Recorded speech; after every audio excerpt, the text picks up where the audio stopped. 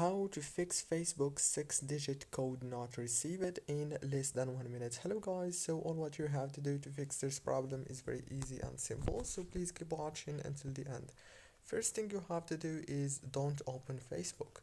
Just go to the settings page on your phone and then go to the apps and then go to apps and go to Facebook right here. Click on it and click on this force stop option and open the data usage option. Scroll down and make sure to enable all those options.